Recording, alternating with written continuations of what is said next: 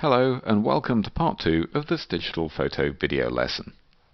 Okay, so now we're ready to combine the cutout we've made of the car with its new background. And the first thing we need to do is open that background image up. So hit Ctrl and O on the keyboard, and we're going to select the file called Warehouse and click Open. I'm just going to drag this picture down here, click back onto the car, and pull the corner of this window in like so. Let's just bring the Layers palette onto the screen. Again, hit F7 if you can't see this. And what I'm going to do is go to the toolbox and select the Move tool. Click on the car image, and then I can use the Move tool to drag the car into the warehouse picture. Okay, so making sure you've got the cutout, which is the layer 1 in the car image selected. Click in there and then drag it across onto the warehouse image, and you'll see the cursor changes to a cursor with a small plus symbol next to it, which means that we're going to add the car to this picture. And simply release the mouse, and you'll see we're now active in the warehouse image. And looking in the layers palette, you can see the car is floating on its very own layer. This means we can move it independently around the image and place it wherever we like. And at this stage you can see that because we made those nice selections in the first part of this video, the background is now showing through the car's windows in a nice realistic way. Okay, let's just minimize this file here so we've got a bit more space to take a look at this. And let's drag this out. And let's zoom in a little more. Okay, next we're going to resize and reposition the car. And to do this, I'm going to hit Ctrl and T on the keyboard to enter free transform mode. And this allows us, by holding the Shift key, to proportionally scale the car up and down in size, however we see fit. We can also click and drag and move the car to any position we like on the screen.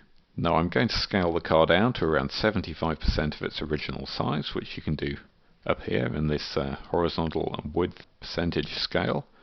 So let's go for 75, and also 75 in the horizontal scale, and just hit return to apply that. And now with the Move tool selected, I can click on the car and drag it around, and I want it to sit somewhere like that will probably be okay, I think. So let's release the mouse and place our car right there. To really integrate the car into this scene, we're going to add a shadow to its underside so it blends nicely with the background image.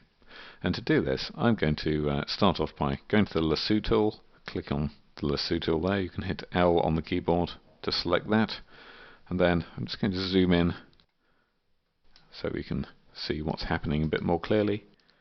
And using the Lasso tool, I'm just going to make a rough selection around the underside of the car here, something like this.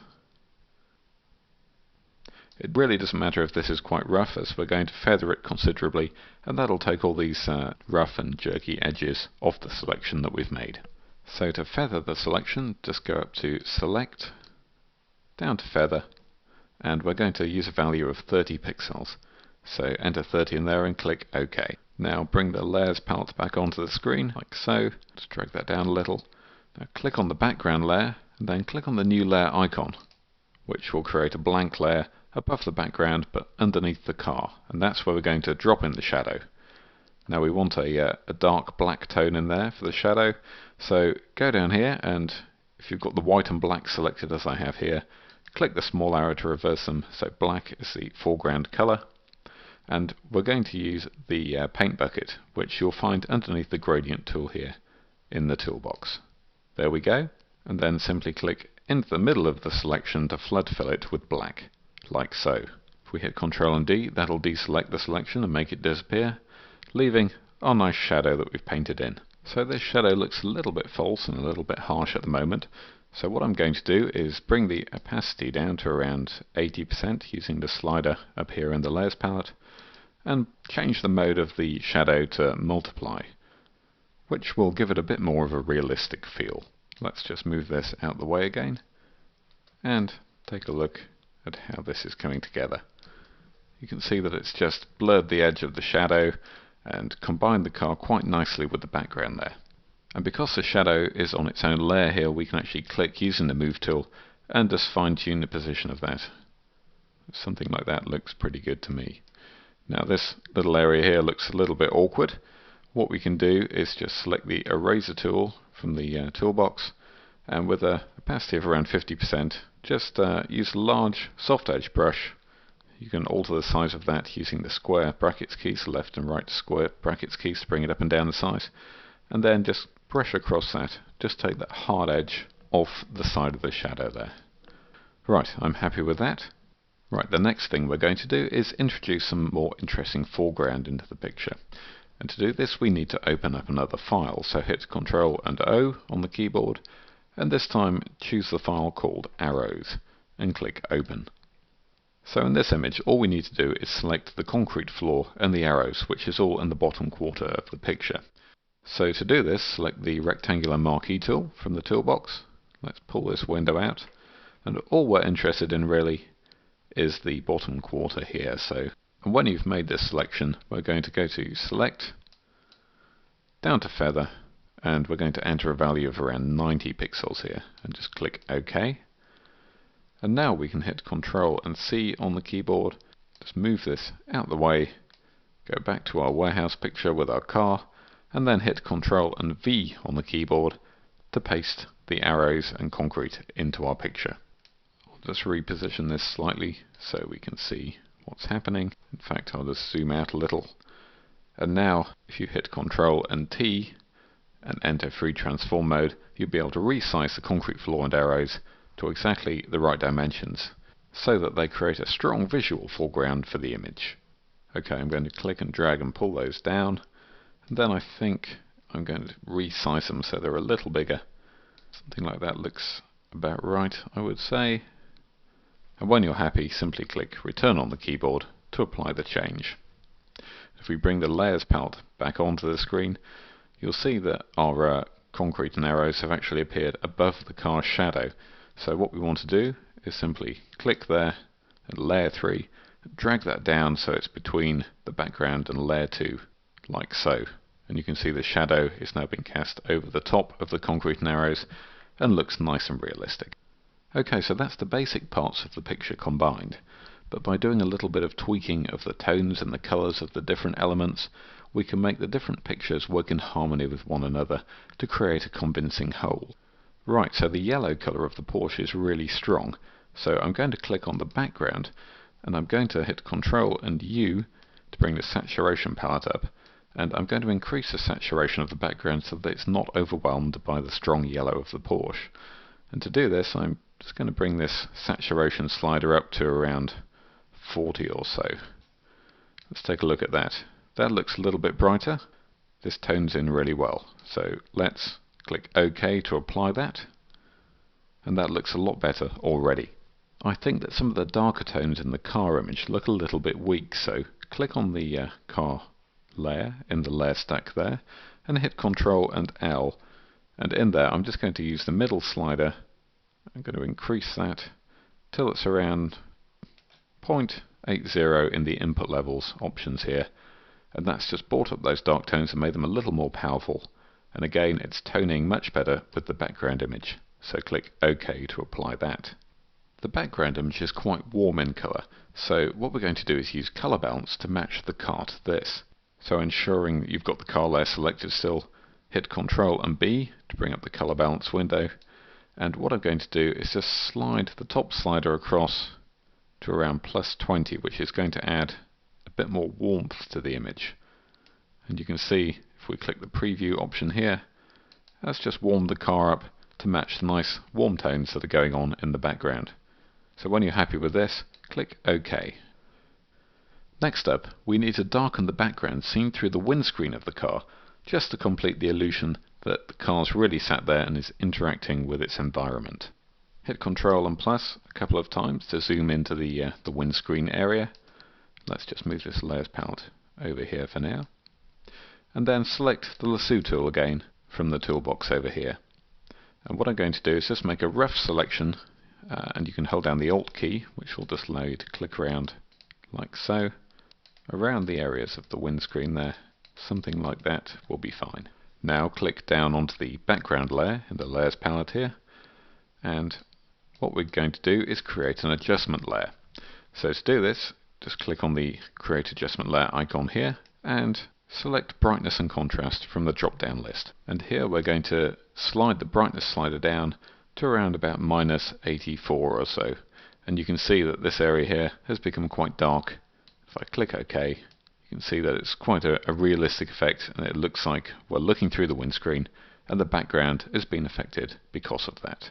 And at this stage it's interesting to note that if you hit Control and then click into the Layers palette on the Layer 2 and Layer 1 options there, you can then hit the link icon, which you'll find down here at the bottom of the Layers palette, and link all these three layers together. So now, with the Move tool selected, we can actually move the car, and you'll see that the shadow and the effect of looking through the windscreen actually move with the car itself. This is quite handy if you want to reposition the car or move it around in the scene. Okay, let's hit Ctrl and 0 again to look at our overall picture. Move this Layers palette just out of the way here. Okay, so that's our basic image created. There's a few things we can do to finesse it a little more. The first thing I'm going to do is select the Burn tool from the toolbox over here, and I'm going to use that to just enhance the shading and the tones in the side of the car here. So click onto the car layer in the Layers palette there, and I'll just zoom in a little so we can see what's happening. And I'm going to use an exposure of around about 8 or 9% should be fine. So with that selected, just brush along the side of the car there, and you'll see that you're subtly bringing out some of the darker tones. There's a bit of red coming through, and that's merging quite nicely with the background there. We'll do a little bit along the front down here. Zoom out and take a look at that. Yep, that's quite nice. And I'm going to use the same tool just to darken the background a little bit. So click onto the background layer, and then using a large soft edge brush, I'll just zoom out a little bit, and then I'm just going to brush over the edge of the background, just bring out those darker tones a little more. And then I'm going to do a final bit of dodging on the arrows in the foreground, so click onto Layer 3 in the Layers palette and just brush along the front of there, and that'll just introduce a bit more contrast into that foreground interest area, like so. And as a very final touch, I'm going to take a little area of this background here and reflect it into the bonnet of the car. So bring the Layers palette onto the screen, select the background, and I'm just going to use the rectangular marquee to take a small area of this corrugated metal door over here, and I'm going to feather this selection by around 25 pixels, and then I'm going to hit Ctrl and C and then Ctrl and B to paste that onto a new layer, which you can see there, and I'm going to drag it up above the car in the layer stack, so it's floating right at the top there. Now if you select the Move tool, you'll be able to move this around independently, place it somewhere roughly over the bonnet. Now in the Layers palette I'm going to give this layer an opacity of around 50, and I'm going to select Overlay from the Blending Mode menu here. There we go, and already you can see that's beginning to look pretty good. So let's hit Ctrl and plus to zoom in there. And now we're going to distort this slightly so it looks as if it's following the contour of the bonnet a little bit more. And to do this, go to Filter, down to Distort, and choose the option of Twirl, which brings up this window here. And we're going to use an angle of around 25, which is fine, that's already in there. If you click and drag in this window here, and you can magnify and zoom out from this, you'll see the effect that the filter is going to have. So that looks okay. That's just going to twist it around a little bit and make it look slightly more curved, which is exactly what we want. So when you're happy with that, click OK. Photoshop goes away, and it's just distorted that a little and made it look a bit more realistic. Now to fine tune this, if you hit Ctrl and T on the keyboard to go into Free Transform, you'll find by clicking at the corners here where you see these little double-headed arrows, you can rotate that and move it around until you're happy with the position.